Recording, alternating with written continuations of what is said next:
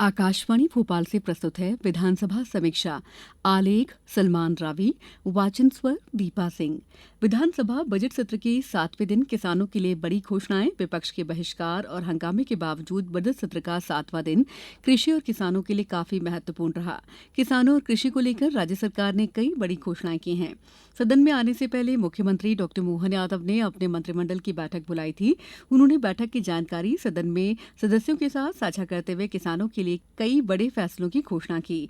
Cabinet के फैसलों की जानकारी देते हुए मुख्यमंत्री डॉक्टर मोहन यादव ने सदन में कहा कि उड़द की दाल, सरसों की फसलों को लेकर मंत्रिपरिषद ने मंजूरी दे दी है, जिसकी वजह से राज्य सरकार अब उड़द पर 600 रुपए प्रति हेक्टेयर बोनस देगी, जबकि सरसों की फसल को भावांतर योजना में शामिल किया गया है। उन्होंने सदन को आश्वस्त किया है कि मंत्रिमंडल के इस फैसले से किसानों को अपनी फसल का बेहतर मूल्य मिल सकेगा। इससे पहले सोमवार को विधानसभा में सरकार ने घोषणा की थी कि वर्ष 2026 मध्य प्रदेश में कृषक कल्याण वर्ष के रूप में मनाया जाएगा। मंगलवार को मुख्यमंत्री डॉक्टर मोहन यादव ने अपने संबोधन में इस बात को फिर से दोहराया। सदन को मुख्यमंत्री ने बताया कि किसान कल्याण वर्ष के अंतर्गत अगले 5 वर्षों के लिए कुल 10,520 करोड़ रुपए की 5 कृषि योजनाओं को निरंतर जारी रखने की स्वीकृति भी मंत्रिमंडल ने दे दी है और इन योजनाओं को 1 अप्रैल 2026 से आगामी 5 वर्षों तक जारी रखने का निर्णय लिया गया है। कृषि और किसानों से जुड़ी कुल 5 योजनाओं को जारी रखने की मंजूरी दी गई है। इन योजनाओं में प्रमुख रूप से प्रधानमंत्री राष्ट्रीय कृषि विकास योजना, प्रधानमंत्री कृषि सिंचाई योजना, राष्ट्रीय खाद्य सुरक्षा mission, national mission on natural farming तथा राष्ट्रीय खाद्य तेल मिशन शामिल है। लेकिन सदन में विपक्ष के नेता उमंग सिंघार ने अचानक कृषि और किसानों पर सरकार द्वारा लिए गए फैसलों पर सवाल उठाए। श्री सिंघार ने कहा कि सरकार कृषि और किसानों को लेकर जो घोषणाएं कर रही है वो दरअसल दबाव में कर रही है।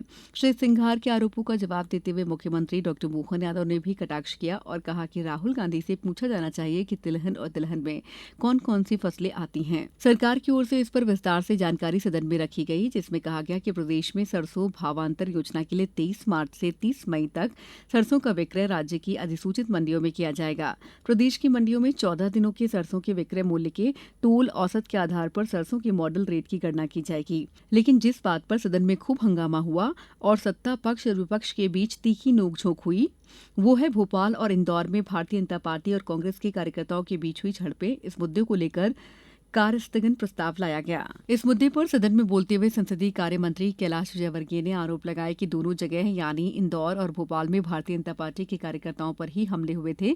कैलाश विजयवर्गीय ने यह भी आरोप लगाया कि इन हमलों में भाजपा के कई कार्यकर्ता घायल हुए हैं, जिनमें महिला कार्यकर्ता भी शामिल हैं। सदन में दोनों पक्षों ने इस मुद्दे को लेकर अपने अपने दावे पेश किए। विपक्ष इस मुद्दे पर सदन के सभी सूचीबद्ध कार्यों को रोककर लंबी बहस की मांग कर रहा था।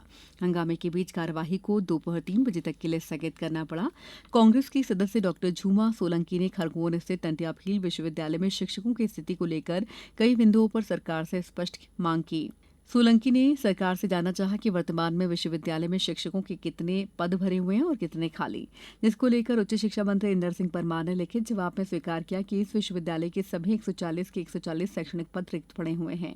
उच्च शिक्षा मंत्री इंदर सिंह परमार ने श्री सोलंकी को इसका लिखित जवाब दिया, जिसमें बताया गया कि विश्वविद्यालय में स्नातक स्तर पर कृषि, कला, वाणिज्य, कंप्यूटर और विज्ञान कंप्यूटर जैसे पाठ्यक्रम संचालित किए जा रहे हैं, जबकि वहीं स्नातकोत्तर स्तर पर अर्थशास्त्र का पाठ्यक्रम चल रहा है। उच्च शिक्षा मंत्री ने बताया कि फिलहाल विश्वविद्यालय में कुछ शिक्षक प्रतिनियुक्त पर काम कर रहे हैं। समीक्षा लिखे जाने तक चर्चा जारी थी। विधानसभा समीक्षा समाप्त हुई।